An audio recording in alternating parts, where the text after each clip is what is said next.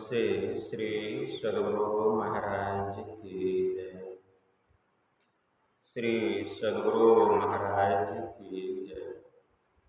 श्री सद्गुरु महाराज की जय। नमामि अमित ज्ञान रूपं कृपालं अगम बोधदाता सुबुद्धि निधि विशालं क्षमाशीलयति धीर गंभीर ज्ञानम्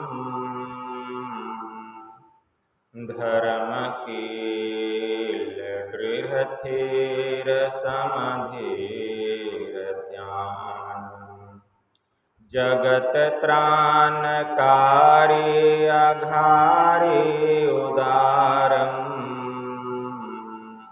भगत प्राण रूपं दयागुण अपारम। नमो सतगुरु ज्ञान दाता सुस्वामी नमामि नमामि नमामि नमामि नमामि नमामि नमामि। महाराज सद्गुरु है राजन को राजा है जिनकी कृपा से सर सर्व काजा। भने में ही सोई परम गुरु नमामि नमामि नमामि नमामि नमामि नमामि नमामि नमामि नमामि। श्री सद्गुरु महाराज की जय। अव्यक्त रूप में प्रातः स्मरणीय अनंत श्री परम विभूषित परमाराध्य संत सद्गुरु महाराज के पावन कमल चरणों में बारंबार नमन। आदरणीय सत्संग प्रेमी गुरुजनों, भक्तिमती माताओं एवं धर्मशिला बहन, यह संत मत का प्रातः वेला का सत्संग है, जिसमें हम लोग अपनी अपनी उपस्थिति दर्ज कर रहे हैं। इस संत मत सत्संग के द्वारा ज्ञान योग युक्त एकमात्र ईश्वर भक्ति का संदेश दिया जाता है और प्रत्येक प्राणी मात्र को बोध कराया जाता है कि ज्ञान क्या है, योग क्या है, भक्ति क्या है, जीव क्या है, माया क्या है, ब्रह्म क्या है।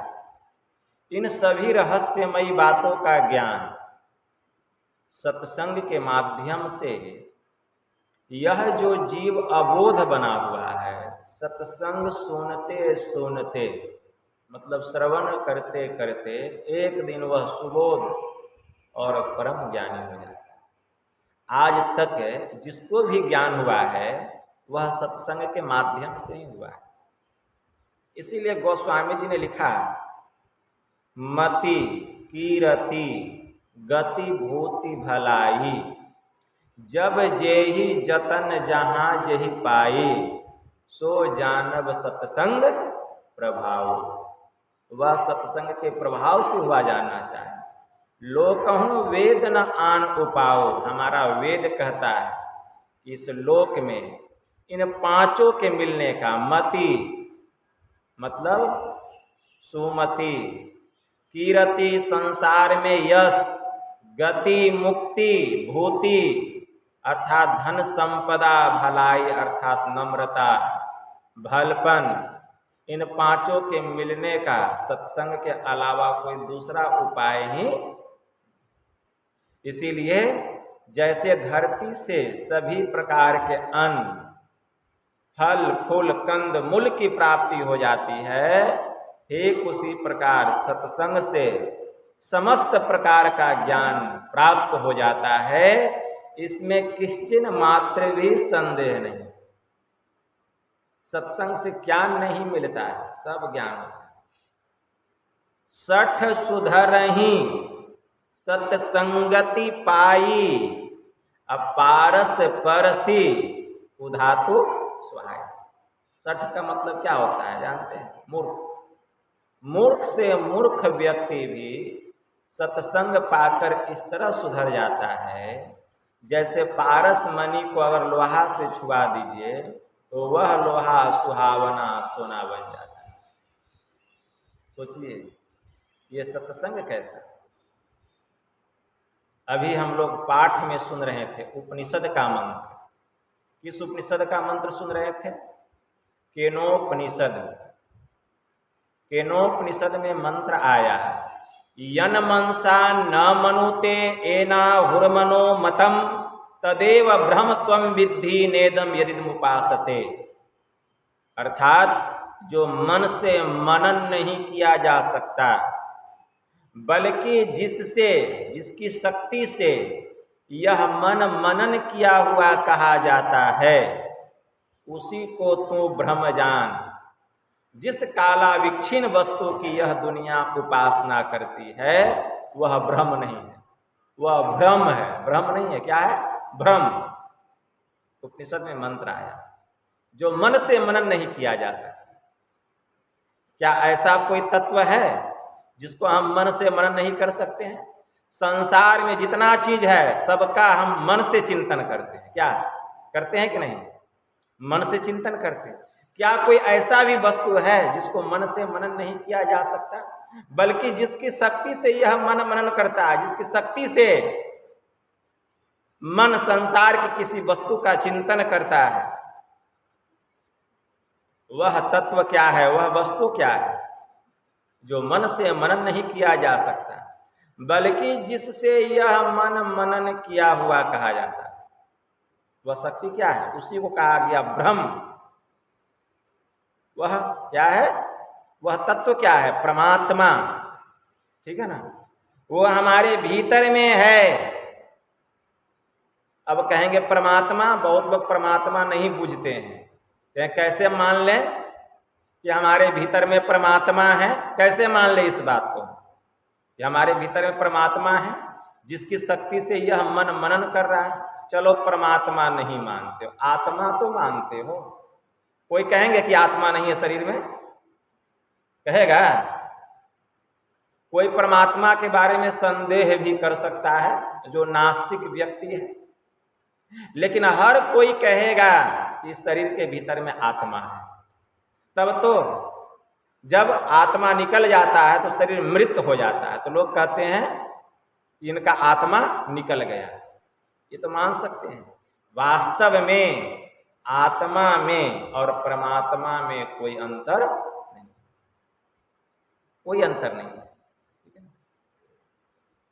कोई भी अंतर नहीं है। गुरु महाराज की वाणी में आया, जीवात्मा प्रभु का अंश है, जस अंश नभ को देखिए, घट मठ प्रपंचन है, जब मिटे नहीं अंश कहना चाहिए। यह जीवात्मा परमात्मा का अंश है। ठीक है ना?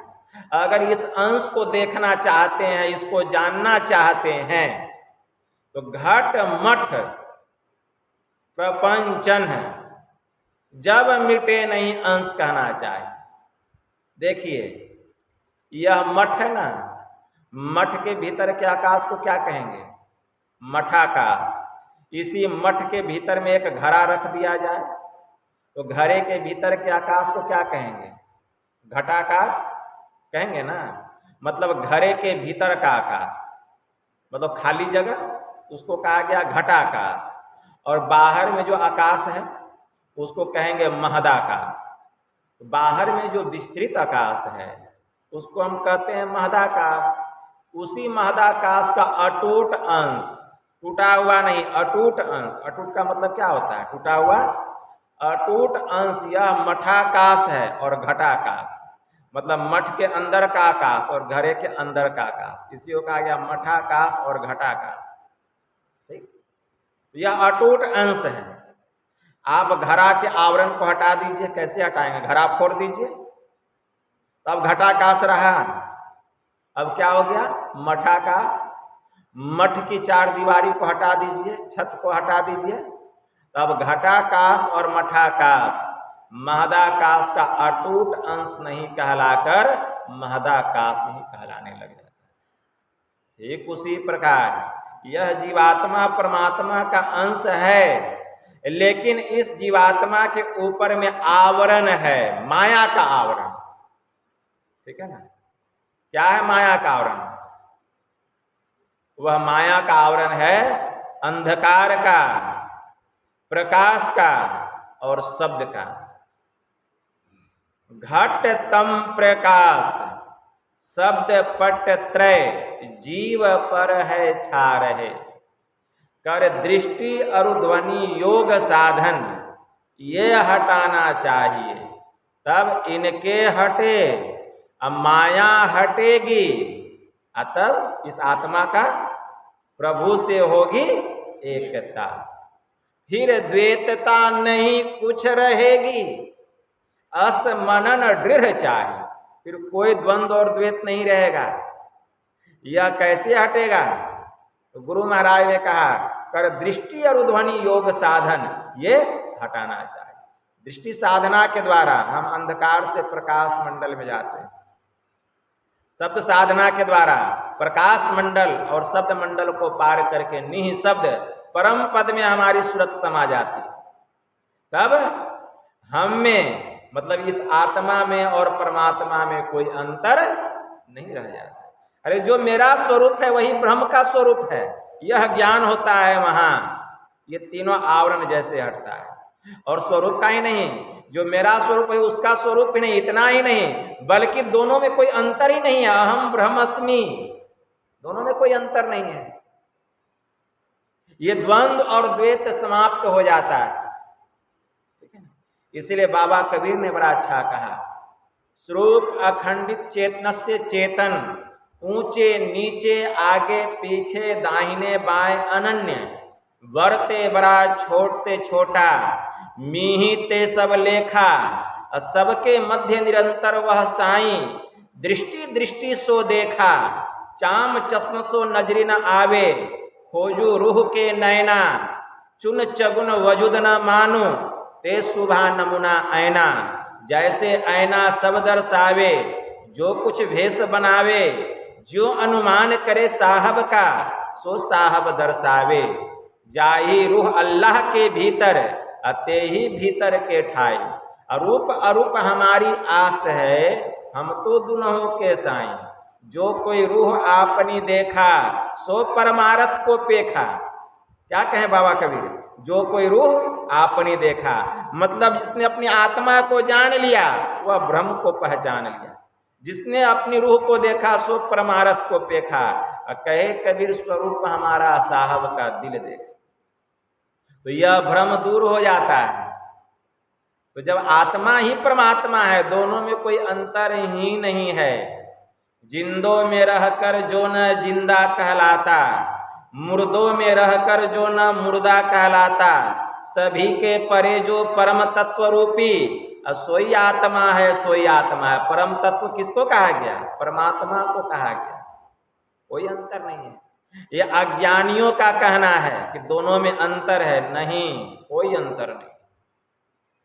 तो जो आत्मा को मानता है उसको परमात्मा को भी मानना पड़ेगा। ठीक है, तो वही वह शक्ति है। यन मनसा न मनुते एनाहुर मनोमतम, तदेव ब्रह्म त्वं विद्धि नेदम यदि मुपासते। अर्थात जो मन से मनन नहीं किया जा सकता, बल्कि जिसकी शक्ति से यह मन मनन किया हुआ कहा जाता है, उसी को तू ब्रह्म जान। बड़े उच्च कोटि के महापुरुष हो गए। महर्षि उद्यालक के पुत्र का नाम था श्वेत केतु। एक दिन श्वेत केतु अपने पिता के पास गया और पिता के पास आकर यही जिज्ञासा किया कि पिताश्री, मैं यह जानना चाहता हूं कि वह ब्रह्म कैसा है। मैं यह जानना चाहता हूं कि वह ब्रह्म कैसा है। उसके पिताश्री ने क्या कहा? प्रिय वत्स, अरे आंख जिसे देख नहीं सकती बल्कि जिसकी शक्ति से यह आंख देखती है, उसी को तू ब्रह्म जान। कान जिसे सुन नहीं सकता बल्कि जिसकी शक्ति से यह कान सुनती है, उसी को तू ब्रह्म जान। जो मन से मनन नहीं किया जा सकता बल्कि जिसकी शक्ति से यह मन मनन किया हुआ कहा जाता है, उसी को तो ब्रह्म जान। वह बालक जो था वह बहुत विद्वान बालक था, चतुर बालक था, साधारण बालक नहीं था श्वेत केतु। वह क्या कहता है? पिताश्री, जिसे आंख देख नहीं सकती, कान सुन नहीं सकता, जिसको मन के द्वारा भी मनन नहीं किया जा सकता, तो इसका मतलब है कि वह अप्राप्य है, उसको प्राप्त नहीं किया जा सकता, उसको ग्रहण नहीं किया जा सकता। उसके पिताश्री ने कहा, नहीं प्रिय वत्स, ऐसी बात नहीं है, उसको प्राप्त भी किया जा सकता है, उसको ग्रहण भी किया जा सकता है। कैसे? वह कहता है, पिताश्री हम कैसे मान ले कि वह ग्रहण किया जा सकता है, उसका अस्तित्व है। तो वहीं पर महर्षि उद्दालक कहते हैं कि प्रिय वत्स, ऐसा करो, सामने में एक वट वृक्ष है, तुम जाओ और उसका एक फल लेकर के आओ। गया, एक फल, बहुत सारा फल गिरा हुआ, एक फल लेकर के आया श्वेत केतु। महर्षि उद्दालक ने कहा, प्रिय वत्स, इस फल को तोड़ो। तोड़ा, उससे बहुत सारे दाने निकले। फिर कहते एक दाना निकाल के उसको फोड़ो, उसको फोड़ा तो उससे 2 दाल निकला। उनके पिताश्री ने कहा, प्रिय वत्स, यह बतलाओ कि इन 2 दालों के बीच में क्या है। तो श्वेत केतु ने कहा, पिताश्री, इन 2 दालों के बीच में कुछ भी नहीं है। आप प्रिय वत्स, यह तुम कैसी बात करते हो? अरे इन 2 दालों के बीच में कुछ नहीं है तो इतना बड़ा वट वृक्ष कैसे हो गया? यह जो तुम इतना विशाल वट वृक्ष देख रहे हो, इसी 2 दाल के बीच से पहले अंकुर के रूप में निकला, फिर इतना बड़ा विशाल वट वृक्ष हुआ। तो उसको मानना पड़ गया कि 2 दाल के बीच से ही तो अंकुर निकलता है। लेकिन इन 2 दालों के बीच में वह अव्यक्त छिपा हुआ है, जो इस आंख से ग्रहण नहीं हो रहा है, इसको नहीं देख पा रहे। क्यों? सूक्ष्म होने के कारण। सूक्ष्म होने के कारण इस नगण्य आंखों से उसको हम नहीं देख पा रहे हैं। प्रिय वत्स, वह परमात्मा तो सूक्ष्म, अति सूक्ष्म है, उसको इस आंख से कैसे ग्रहण किया जा सकता है? यन मनसा न मनुते एना हुर मनोमतम। इसलिए वह मन से भी मनन नहीं किया जा सकता। यतो वाचो निवर्तन्ते अप्राप्य मनसा सह। मन और वाणी की भी वहां तक पहुंच नहीं है, वापस लौट आते हैं। क्यों?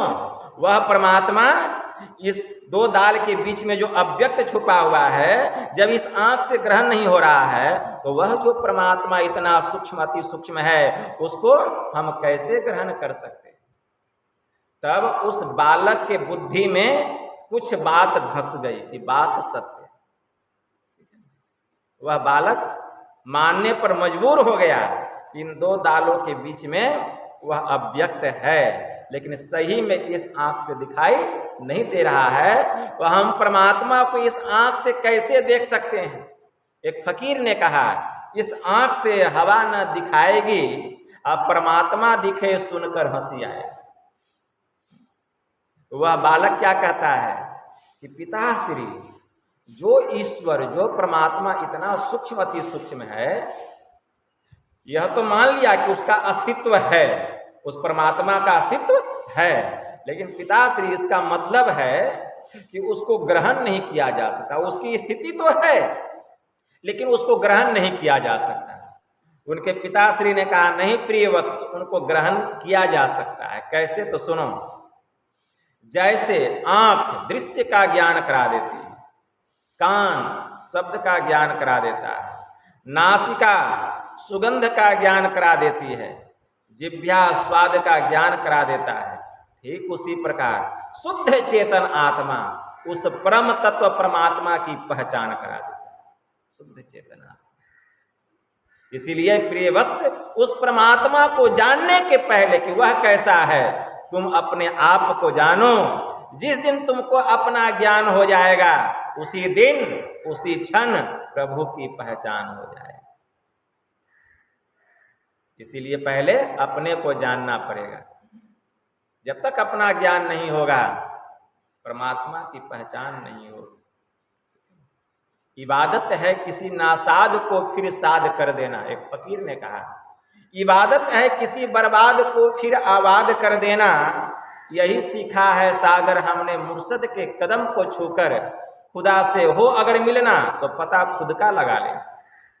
जब तक खुद का ज्ञान नहीं होगा, खुदा की पहचान कहाँ से होगी?